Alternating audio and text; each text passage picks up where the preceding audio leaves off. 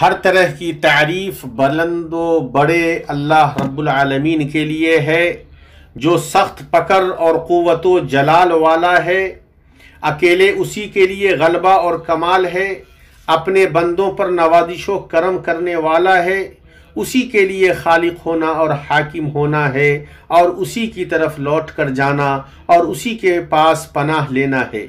میں گواہی دیتا ہوں کہ اللہ کے علاوہ کوئی معبود نہیں، وہ اکیلا ہے، اس کا کوئی شریک و ساجی اور ہم مثل نہیں۔ میں گواہی دیتا ہوں کہ محمد اللہ کے بندہ و رسول عمدہ خصلتوں اور بلند خصلتوں والے ہیں۔ انہوں نے کہا اور جب کہا تو سچ کہا، انہوں نے عمل کیا تو ان کا عمل سب سے بہتر مثال تھی۔ اللہ تعالیٰ کا درود و سلام نازل ہو ان پر، ان کی ازواج و اصحاب اور آل پر، اور ان پر جو ہر وقت اور ہر حالت میں ان کی راہ پر چلیں اور ان کے طریقے کی پیروی کریں، اور بہت زیادہ سلامتی نازل ہو۔ اما بعد، اے لوگو، اللہ تعالیٰ کا کما حقہ تقوی اختیار کرو، اسلام کے مضبوط کڑے کو مضبوطی سے تھامو، معاصی اور گناہوں سے بچو، اس لیے کہ ان سے بچنا تمہارے لیے اصل ٹھکانے والی جنت کی کامیابی کا زینہ ہے۔ ارشاد ربانی ہے، ہاں، جو شخص اپنے رب کے سامنے کھڑے ہونے سے ڈرتا رہا ہوگا اور اپنے نفس کو خواہش سے روکا ہوگا تو اس کا ٹھکانہ جنت ہی ہے۔ اللہ کے بندو، ہماری امت کے معاشروں میں سے کوئی معاشرہ نہیں ہے مگر اس کے افراد ایسی مالی بڑھوتری کا قصد کرتے ہیں جس کے چشمے سے وہ سیراب ہوں، اور ایسے انتظامی پابندی کا قصد کرتے ہیں جو انہیں ترقی، محنت اور کامیابی کے ماحول میں پہنچائے، اس لیے کہ مال زندگی کی رگ اور انتظامیہ ڈسپلین کی بنیاد ہے، اور جب مالی شفافیت اور انتظامی امور میں شفافیت باہم ملتے ہیں تو ان دونوں کے ذریعے مالی اور انتظامی بدعنوانی کے سوراخ بند ہو جاتے ہیں۔ وہ دونوں سماج کی تیزی سے چلنے والی کشتی کو توازن، قناعت، امانت اور ذاتی منافع پر عام مفاد کو مقدم رکھنے کے کنارے پر لے جاتے ہیں۔ جو کوئی بھی اسلام کی آسان شریعت پر غور کرے گا تو وہ اس میں ایسی چیزیں پائے گا جو دینی و دنیاوی امور میں لوگوں کی مدد کرتی ہیں، اور اس میں ایسی چیزیں پائے گا جو بندہ اور رب کے مابین رشتے کو اور بندے کے اور اس کے سماج کے مابین رشتے کو درست کرتی ہیں۔ ان رشتوں میں کوئی کمزوری نہیں آتی ہے، کیونکہ ان میں ہر طرح کی درستگی قابل تعریف اور ہر طرح کا بگاڑ مذموم ہے۔ جہاں بندہ اور اس کے رب کے مابین رشتہ باہمی درگزر اور معافی پر مبنی ہوتا ہے، وہیں بندوں کے مابین ایک دوسرے کے ساتھ دنیاوی تعلقات باہمی منافست اور تنازع پر مبنی ہوتے ہیں۔ اسی کے دور کرنے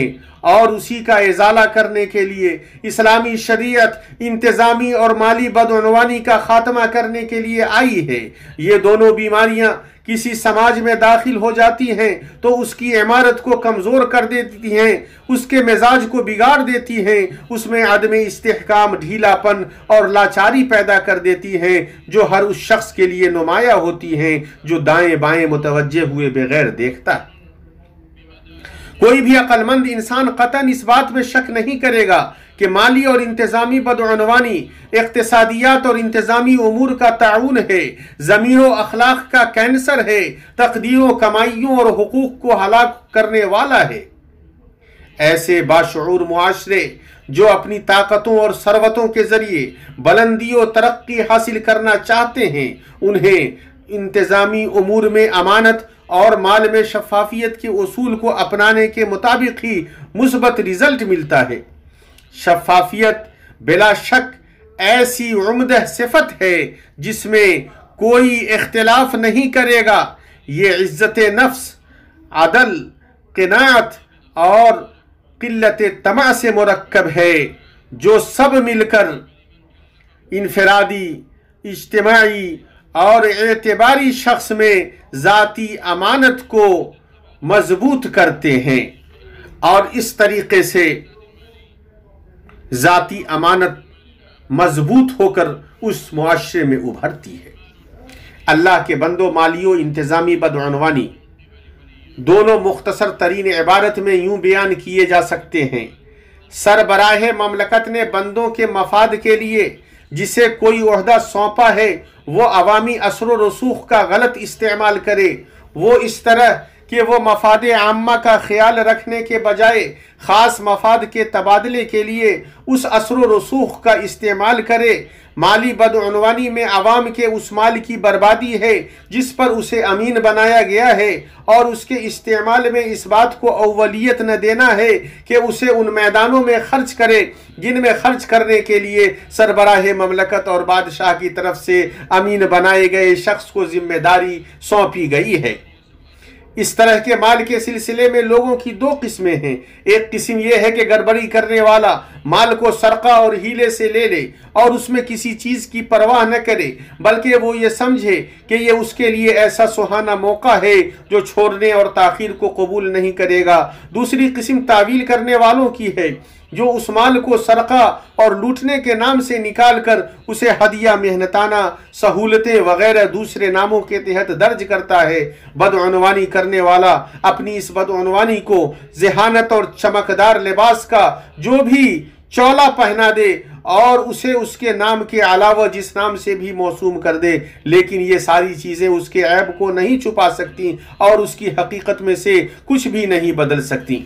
انتظامی بدعنوانی میں اس کا بگاڑ ظاہری طور پر اس طرح واضح ہوتا ہے کہ لوگوں کی سہولت، امتیاز اور کامیابی کو انتظامی ترجیح نہ بنائی جائے، بلکہ بدعنوانی کرنے والا اس میں صلاحیت مندوں سے مواقع کو ضائع کر دے، موقع پرستی کی روح کو پھیلائے اور اثر و رسوخ کا استعمال کرے تاکہ فرد کے ساتھ تعامل اس مقدار میں ہو جتنا وہ تعلقات، رشتہ اور شخصی مفاد کا حامل ہے، نہ کہ اس بنیاد پر جو اس کے اندر صلاحیت، قدرت اور اولیت موجود ہے۔ اور یہ سب سماج کو مثبت پیش رفت کے معاملے میں پیچھے لے جانے والا، ناانصافی کام کرنے اور پرفارمنس میں تردد کو شروع کرنے والا اور جدت، تخلیقی صلاحیت اور ترقی کو ڈھانکنے والا ہے، جس سے مفاد عامہ منفی اور ناکام صورت میں منعکس ہوتا ہے۔ اس لیے کہ ان تمام چیزوں سے فرد یہ محسوس کرنے لگتا ہے کہ وہ اپنے مقاصد کو انتظامی خرد برد کے بغیر نہیں حاصل کر سکتا، جیسے جانبداری کا سہارا لے کر اور ان لوگوں کے سامنے مفادات کے راستے کو بند کر کے جو اس سے زیادہ مستحق ہیں، یہاں تک کہ اس کی وجہ سے نقصان اٹھانے والا اس کے بغیر اپنی حجت کو پوری کرنے کی استطاعت نہیں رکھتا ہے، اس کے بغیر سفر کرنے کی استطاعت رکھتا ہے، نہ تعلیم کی، اس کے بغیر تجارت کی اجازت رکھتا ہے، نہ علاج کی، اور نہ ہی اپنے کاموں کو پورا کرنے کی۔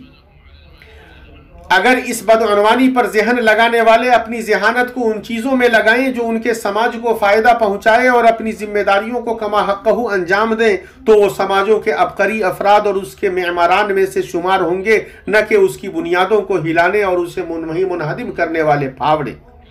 تو وہ دل کس قدر گھناؤنے ہیں جو صرف نقصان دہ اور نقصان پہنچانے والے مفہوموں کو ڈھو رہے ہیں، اور یہ اللہ جل شانہ اور پھر سربراہ مملکت کے لیے عظیم خیانتوں میں سے ہے جس نے انہیں مال اور انتظامیہ پر امین بنایا ہے، اس لیے کہ مالی گڑبڑی عام مال کی بربادی ہے اور انتظامیہ کی بدعنوانی عام سماجی انصاف کو ضائع کرنا ہے، اور اللہ تعالی بدعنوانی کو پسند نہیں کرتا۔ اللہ آپ سب کی حفاظت کرے۔ پھر جان لو کہ جو کچھ ذکر کیا گیا اس کا خلاصہ ہمیں یہ سمجھاتا ہے کہ فساد یعنی بدعنوانی ایسا لفظ ہے جسے درست زبان اور شفاف کان نکارتے ہیں، اور وہ درستگی کی ضد ہے۔ وہ ایسی جلانے والی آگ ہے جو بڑھوتری اور ترقی کو کھا جاتی ہے، سماجوں کے اقتصادیات اور ان کے اداروں کو ایسا بھوسا بنا دیتی ہے جسے باطل عہدوں اور دینی پہلو سے خالی نفوس والوں کی ہوا اڑا دیتی ہے۔ مفاد عامہ کے تئیں ذمہ داریوں کے سلسلے میں افراد کے اندر احساس کے ختم ہونے سے مالی و انتظامی بدعنوانی پھیلتی ہے، تو وہ اپنے آپ کو نگرانی، سالمیت اور انسداد بدعنوانی کے اداروں کا آئینہ نہیں بناتا ہے، اور اپنے نفس کو اس بات کا مکلف نہیں بناتے ہیں کہ بدعنوانی کے انسداد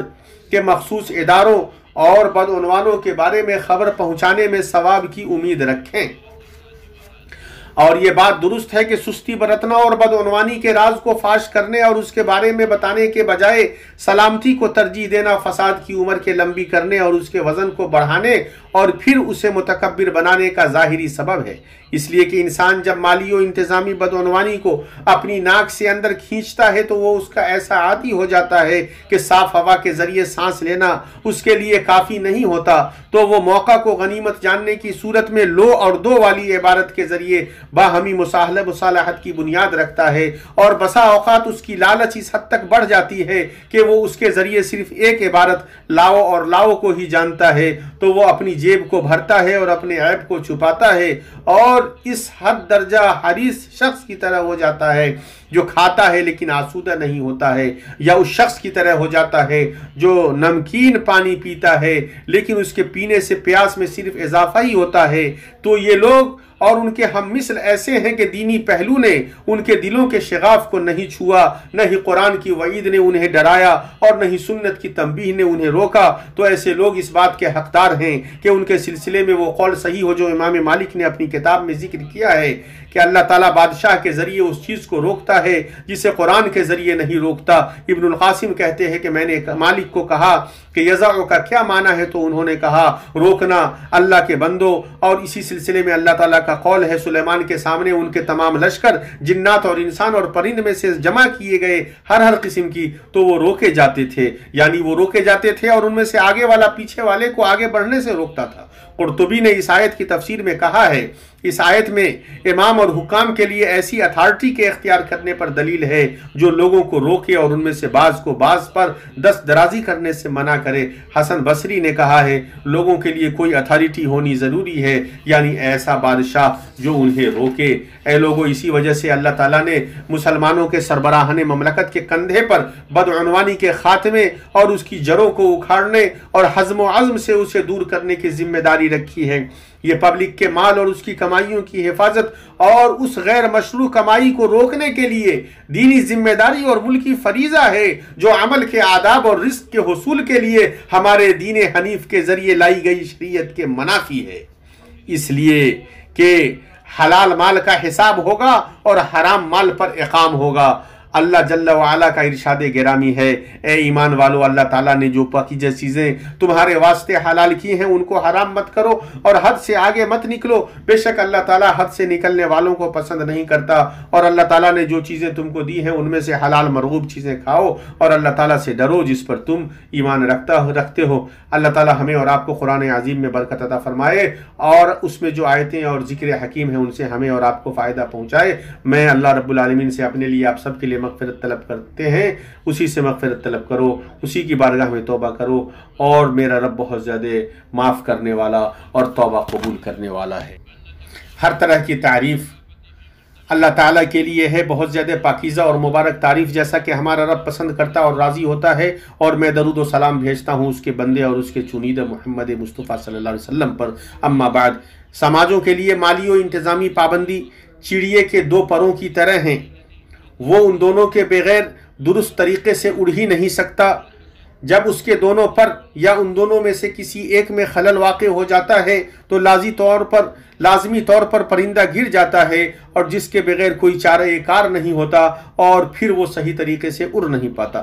جس چیز میں کوئی جھگڑا نہیں ہے وہ یہ کہ سماج میں اس طرح کی آفت کا پھیلنا ایسا ہے کہ اس کے بڑھنے کی صورت میں وہ ہر چشمہ اور سوتے تک پھیل جائے گا۔ وہ مفاد عامہ کے لیے اپنی صلاحیتوں کے اثر کو پروان نہیں چڑھائے گا، جو سماج کے لیے فاقہ، پچھڑاپن، جانبداری اور موقع پرستی کے حملے کو دعوت دے گا۔ اس کے حلقوں میں حسد، بغض اور کینے کی آگ بھڑکے گی۔ اسی وجہ سے مال یا انتظامیہ کے ذمہ دار کے لیے ضروری ہے کہ اپنے نفس کو اپنی رغبتوں اور اپنے عمل کی ادائیگی کے مابین عمدہ توازن قائم کرنے پر تیار کرے، شبہات کو ان دونوں کے درمیان داخل نہ ہونے دے، اس بات کا ادراک کرے کہ مالی و انتظامی سلامتی کی اہم راہوں میں ایسے گورننس کے اصول کو مضبوط کرنا ہے جو فرد کے لیے کوئی ایسی راہ نہ چھوڑے جو اسے ایسی چیز میں مبتلا کرے جس کی تعریف نہیں کی جا سکتی۔ چونکہ مالی بدعنوانی انجام نہیں پاتی ہے مگر رشوت دینے والے، رشوت لینے والے اور درمیانی کے ذریعے، اور ان سب کے بارے میں لعنت وارد ہوئی ہے، اور جو لعنت وارد ہوئی ہے وہ یہ ہے کہ یہ کبائر گناہوں میں سے ہے، جیسا کہ معتبر اہل علم نے اس کے سلسلے میں عام طور پر بیان دیا ہے۔ ترمذی اور ابو داؤد میں ہے کہ اللہ کے رسول نے رشوت دینے اور رشوت لینے والے پر لعنت بھیجی ہے، اور ایک روایت میں ہے رائش وہ ہے جو رشوت لینے اور دینے والے کے مابین ہوتا ہے۔ اللہ کے رسول صلی اللہ علیہ وسلم نے بنی سلیم کے صدقات پر ایک شخص کو عامل بنایا، اس کا نام ابی لطبیہ تھا۔ جب وہ آیا تو آپ نے اس کا حساب کیا تو اس نے کہا یہ آپ کا مال ہے اور یہ ہدیہ ہے۔ تو اللہ کے رسول صلی اللہ علیہ وسلم نے فرمایا کیوں نہیں تم اپنی ماں باپ کے گھر میں بیٹھے رہے؟ اگر تم سچے ہو تو ایسی صورت میں بھی تمہارے پاس یہ ہدیہ آ جاتا۔ پھر کہا اللہ تعالیٰ کی حمد و ثنا بیان کی، پھر کہا اما بعد میں تم میں ایک شخص کو اس کام پر عامل بناتا ہوں جس کا اللہ تعالیٰ نے مجھے ولی بنایا ہے، پھر وہ آتا ہے اور کہتا ہے یہ تمہارا مال ہے اور یہ ہدیہ ہے جو مجھے ہدیہ کیا گیا ہے، تو کیا اگر وہ اپنے باپ ماں کے گھر میں بیٹھا ہوتا تو کیا اس کے پاس یہ ہدیہ پہنچتا؟ اللہ کی قسم تم میں کا کوئی بھی کچھ بھی بغیر حق کے نہیں لے گا، مگر وہ قیامت کے دن اسے اٹھائے ہوئے اللہ تعالیٰ سے ملے گا۔ تو میں ضرور جانتا ہوں کہ تم میں سے ایک شخص کو جو اللہ تعالیٰ سے ملے گا اور وہ اونٹ کو اٹھائے ہوئے ہوگا اور اس کی آواز نکل رہی ہوگی، یا گائے کو اٹھائے ہوئے ہوگا اور اس کی آواز نکل رہی ہوگی، یا بکرے کو اٹھائے ہوئے ہوگا اور وہ زور سے ممیا رہا ہوگا۔ پھر آپ نے اپنا ہاتھ اٹھایا یہاں تک کہ آپ کے بغل کی سفیدی دکھائی دینے لگی۔ آپ فرما رہے تھے کیا میں نے وہاں تک پہنچا دیا جہاں تک میری نگاہ دیکھ رہی ہے اور میری کان سن رہی ہے؟ مسلم نے عدی بن عمیرہ الکندی سے روایت کیا ہے، وہ کہتے ہیں کہ میں نے اللہ کے وسلم کو کہتے ہوئے سنا میں نے تم میں جس کسی کو بھی کسی کام پر عامل بنایا اور اس نے ہم سے ایک دھاگا یا اس سے بھی معمولی کوئی چیز چھپائی تو وہ اس کے گردن میں لٹکا ہوا ہوگا جسے وہ لے کر قیامت کے دن آئے گا۔ ابی حمید الساعدی کی روایت ہے کہ اللہ کے وسلم نے فرمایا عاملوں کے ہدیے رشوت ہیں، اسے احمد نے روایت کیا ہے، اور اللہ تعالیٰ نے سچ فرمایا، اور قول کے اعتبار سے اللہ تعالیٰ سے سچا کون ہوگا؟ ناممکن ہے کہ نبی سے خیانت ہو جائے۔ ہر خیانت کرنے والا خیانت کو لیے ہوئے قیامت کے دن حاضر ہوگا۔